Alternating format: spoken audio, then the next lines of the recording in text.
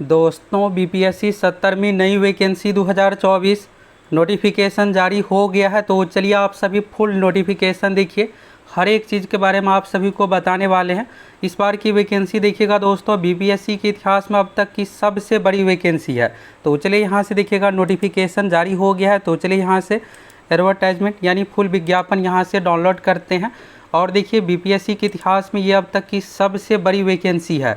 तो आपको अपनी ओर से कोई भी ऐसी गलती नहीं करना है जिससे आपको सीधे बाहर कर दिया जाए। तो चलिए हर एक चीज़ के बारे में आप सभी A to Z जानकारी यहाँ से देख लीजिए।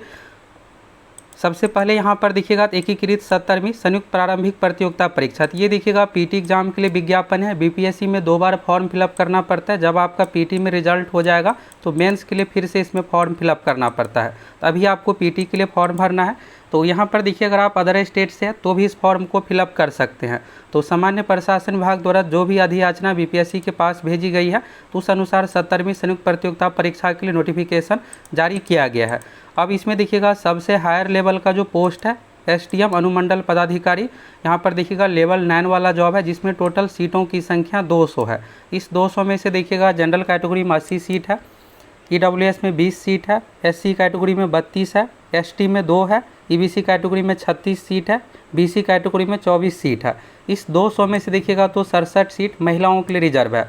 और यहाँ पर आप देखिएगा तो फ्रीडम फाइटर का है, दिव्यांग का, यहाँ पर दो अलग अलग तरह के कैटेगरी है। 4 कैटेगरी में 2 सीट दिया गया है।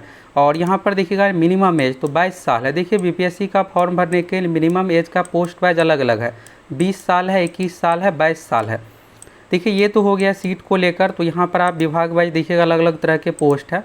अब देखिए सबसे मेन है यहाँ पर एग्जाम में कैसे क्या क्वेश्चन आएगा, इस बार क्या कुछ बदलाव हुआ है, हर एक चीज़ के बारे में आपको बताने वाले हैं। और इस बार देखिएगा तो ये नहीं है कि पिछली बार की तरह सब कुछ सेम ही है, कुछ चीज़ों में बदलाव भी हुआ है। तो उसके बारे में भी आपको जानना जरूरी है।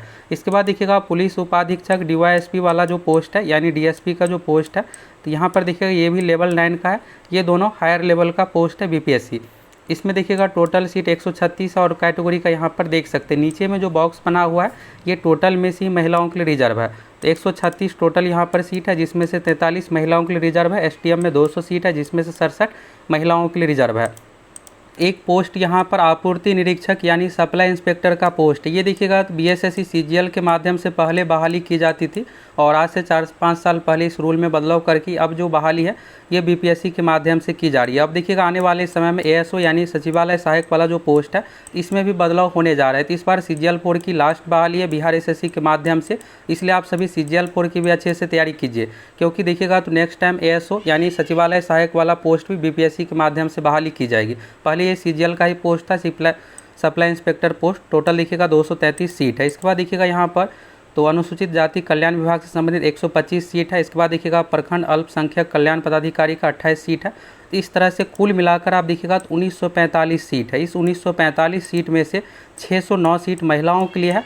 और आपको ये लग रहा होगा क्या यही सीट फाइनल रहने वाला है। देखिए इसमें सीट में और भी कुछ यहाँ पर इंक्रीज होने जा रहा है, क्योंकि इसमें विज्ञापन में भी लिखा हुआ है पीटी एग्जाम से पहले जो भी अधियाचना बीपीएससी के पास आएगी उसमें संशोधन किया जाएगा। इसके बाद देखिएगा ये सीडीपीओ का है। सीडीपीओ के लिए स्पेशल क्वालिफिकेशन है। टोटल इसमें 12 सीट है। इस तरह से हो गया यहाँ पर टोटल वैकेंसी। अब यहाँ पर देखिए सबसे मेन चीज़ है, यहाँ से तो सीट के बारे में आप सभी देख लिए विभाग वाइज। अब आपके लिए जो इम्पोर्टेंट निर्देश है ये यहाँ से है। प्रारंभिक परीक्षा देखिएगा तो यहाँ पर पीटी एग्जाम से पहले जो भी अधियाचना बीपीएससी के पास आएगी उसको इसमें शामिल कर लिया जाएगा, यानी सीटों की संख्या घट बढ़ सकती है। दूसरा यहाँ पर देखिएगा प्रारंभिक परीक्षा एक से अधिक पालियों में। देखिए पिछली बार सिर्फ इतना ही लिखा था कि प्रारंभिक परीक्षा एक से अधिक पालियों में ली जाएगी। तो फॉर्म पिछली बार ज़्यादा फिलअप ही नहीं हुआ तो सिर्फ एक ही पाली में परीक्षा ली गई। अब यहाँ पर देखिएगा एक और चीज़ यहाँ पर शामिल कर दिया कि एक से अधिक सेट में। अभी हाल फिलहाल में देखिएगा बिहार पुलिस कांस्टेबल की परीक्षा में क्या हुआ था कि हर जिला में क्वेश्चन अलग अलग था, यानी पूरा पेपर ही अलग था। जितने भी तरह की पोस्ट है बस इसमें नॉर्मल ग्रेजुएशन मांगा गया है। किसी भी विषय से आप ग्रेजुएट हैं, मान्यता प्राप्त विश्वविद्यालय से स्नातक अथवा समतुल्य परीक्षा में उत्तीर्ण, परसेंटेज मार्क्स का कोई कंडीशन नहीं है।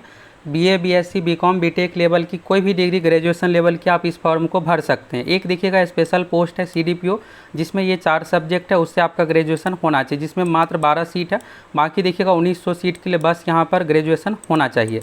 अब चलिए यहाँ से और भी चीज़ों के बारे में देखिए। यहाँ पर देखिएगा तो फॉर्म भरने की अंतिम तिथि के अनुसार आपका यहाँ पर ग्रेजुएशन ये सब चीज़ें कंप्लीट होना चाहिए। अगर आप रिजल्ट का वेट कर रहे हैं, फाइनल ईयर में है, तो आप इस फॉर्म को नहीं भर सकते। अगर आपका रिजल्ट आ गया फाइनल ईयर का तभी आप इस फॉर्म को भरने के लिए योग्य है। इसके बाद देखिएगा अन्य चीज़ों के बारे में, तो आरक्षण का लाभ बिहार के निवासियों को दिया जाएगा। देखिए आरक्षण को लेकर यहाँ पर आपको गलती बिल्कुल नहीं करना है। फिर होगा क्या कि अगर आप ये मिस्टेक कीजिएगा तो फिर आपको जनरल कैटेगरी के अनुसार पीटी में, मेंस में, सब चीज़ में मार्क्स लाना पड़ेगा, तभी आपका सिलेक्शन हो पाएगा। तो इसको आप थोड़ा ध्यान से यहाँ पर समझ लीजिए, और कुछ भी डाउट हो तो आप सभी कमेंट करके भी पूछ सकते हैं। देखिए अगर आप SC ST से आते हैं तो उस कंडीशन में सिर्फ आपका जाति और आवासीय बनेगा, 2 डॉक्यूमेंट चाहिए। बिहार में OBC का 2 पार्ट है, BC और EBC। देखिए हर एक चीज़ के बारे में हम आप लोगों को इसी तरह हर एक डिटेल्स जानकारी प्रोवाइड करवाते हैं। तो अगर आप पहली बार चैनल पर आए तो आप सभी चैनल के साथ जुड़ जाइए, साथ में तैयारी भी करवाते हैं।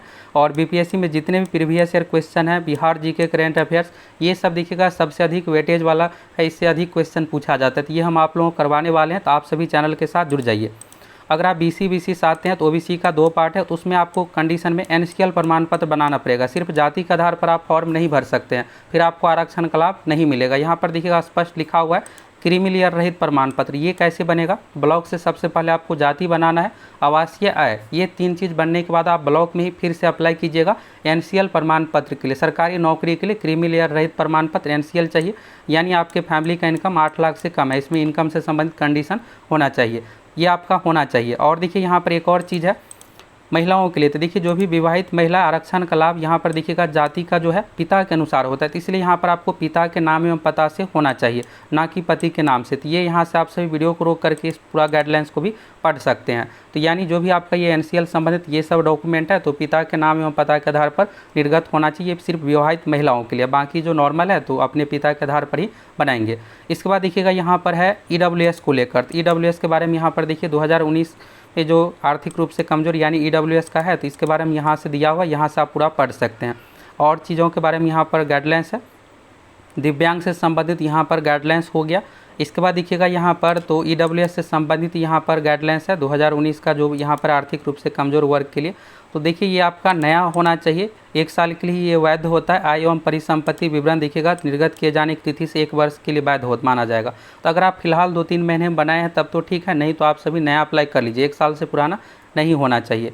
और भी यहाँ पर देखिएगा गाइडलाइंस है, जो भी आपके पास डॉक्यूमेंट है सभी डॉक्यूमेंट आपको फॉर्म भरते इसमें अपलोड भी करना पड़ेगा। और जब आप इंटरव्यू के लिए जाइएगा तो उस समय सभी डॉक्यूमेंट का वेरिफिकेशन किया जाता है, सही पाने पर तभी आपका नेक्स्ट प्रोसेस होगा। तो इसलिए गलत जानकारी के आधार पर आपको फॉर्म नहीं भरना है, और सभी डॉक्यूमेंट अपना बना करके यहाँ पर फिलअप करना है। तो सभी document matric, inter, graduation, freedom fighter, हर एक चीज़ के बारे में यहाँ पर गाइडलाइंस दिया हुआ है। और जो भी डॉक्यूमेंट है सभी फॉर्म भरने की अंतिम तिथि से पहले का होना चाहिए, तभी ये आपका मान्य होगा। अब एज लिमिट के बारे में देखिए, थोड़ा वीडियो लॉन्ग रहने वाला, लेकिन हर एक चीज़ के बारे में आपको एक ही वीडियो में क्लियर भी कर रहे हैं, दूसरा वीडियो आपको देखने की ज़रूरत नहीं है। 1 अगस्त 2024 के अनुसार मिनिमम एज है 1 अगस्त 2024 को, अगर आपका 20 एज कंप्लीट है तो आप इस फॉर्म को भरने के लिए योग्य है। लेकिन कुछ ही पोस्ट 20 साल पर है, ज़्यादातर पोस्ट देखिएगा हायर लेवल 9 वाले 22 साल के लिए है, और लेवल 7 वाले 21 साल से संबंधित है। तो यहाँ पर देखिएगा सीरियल नंबर है, क्रमांक संख्या 1-5 से यहाँ पर है, अलग अलग तरह का एज का कंडीशन इसके बारे में है।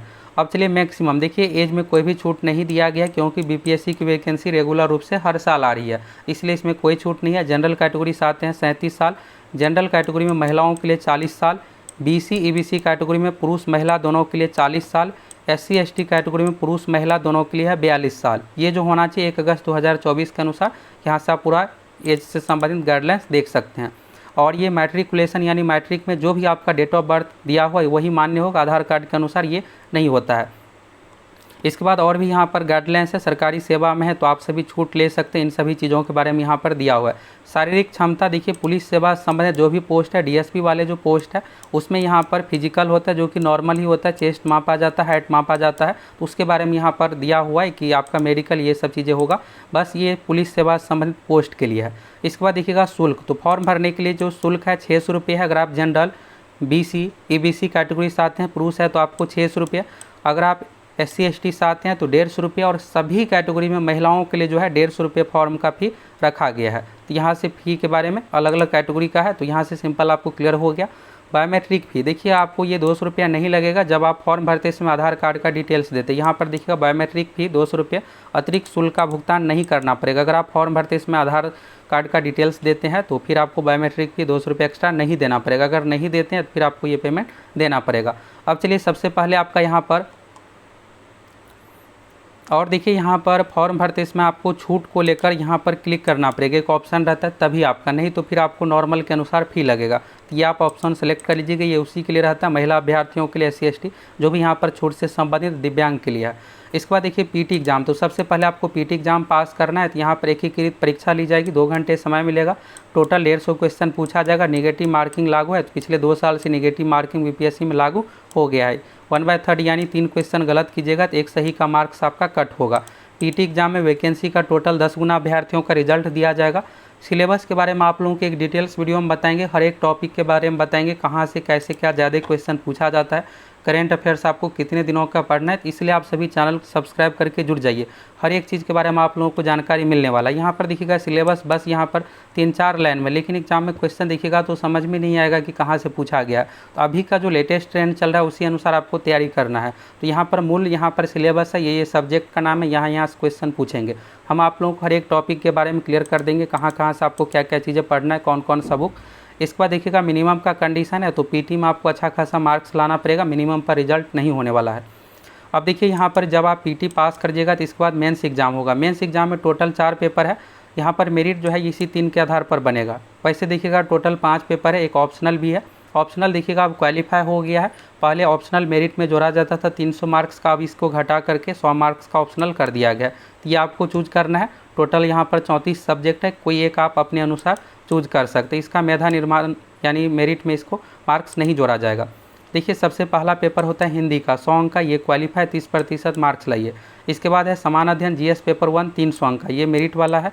इसके बाद है GS पेपर 2 300 अंक का। इसके बाद देखिएगा ऐसे यानी निबंध है, तो अब ऑप्शनल के जगह पर निबंध आ गया और ऑप्शनल क्वालिफाई कर दिया गया। तो ये टोटल 900 अंक हो गया और 120 अंक का इंटरव्यू है, तो टोटल आपका मेरिट 1020 अंक के आधार पर तैयार किया जाएगा। तो इस 1020 में से लगभग आप 530-540 मार्क्स ला लीजिएगा, आपका सिलेक्शन हो जाएगा। अभी देखिएगा पिछले 2-3 साल से तो 535-532 इस तरह से कट ऑफ है। चलिए अब अगला यहाँ से आप सभी देखिए। इसके बाद देखिएगा CDPO का, तो CDPO में यहाँ पर जो भी 4 ग्रेजुएशन वाले सब्जेक्ट है ये चूज करना है। ये सिर्फ एक ही पोस्ट के लिए है और यहाँ पर ऑप्शनल का सब्जेक्ट दिया हुआ टोटल 34, इसमें से कोई आप एक सेलेक्ट कर सकते हैं। अब देखिए यहाँ पर PT एग्ज़ाम आप पास कीजिएगा तो इसके बाद मेंस एग्ज़ाम लिया जाएगा और मेंस के समय आपको फिर से देखिएगा परीक्षा शुल्क ये सब पेमेंट करना पड़ता है, यानी फिर से फॉर्म भरना पड़ता है। एग्जाम में क्वेश्चन का लैंग्वेज हिंदी अंग्रेजी दोनों में दिया जाएगा और यहाँ पर देखिएगा ये मेंस से संबंधित और PT एग्जाम से संबंधित ये सब गाइडलाइंस। इंटरव्यू के लिए 2.5 गुना अभ्यर्थियों को बुलाया जाएगा। इंटरव्यू टोटल 120 अंकों की ली जाएगी और इंटरव्यू के समय आपको पोस्ट प्रेफरेंस देना पड़ेगा। तो यहाँ पर पोस्ट प्रेफरेंस जो भी दीजिएगा उस अनुसार मार्क्स आएगा, आपका सिलेक्शन होगा। मेडिकल टेस्ट के बारे में यहाँ पर 16 रुपये आपको फॉर्म देना पड़ेगा, जब आप इंटरव्यू के लिए जाते हैं उसमें मेडिकल भी लिया जाएगा। मेधा सूची के बारे में शुरू में ही आप लोगों को क्लियर कर दिए, यहाँ पर आप पूरा गाइडलाइंस पढ़ सकते हैं। 900 अंक हो गया मेंस का, 120 अंक इंटरव्यू, टोटल 1020 अंक के आधार पर आपका मेरिट तैयार किया जाएगा।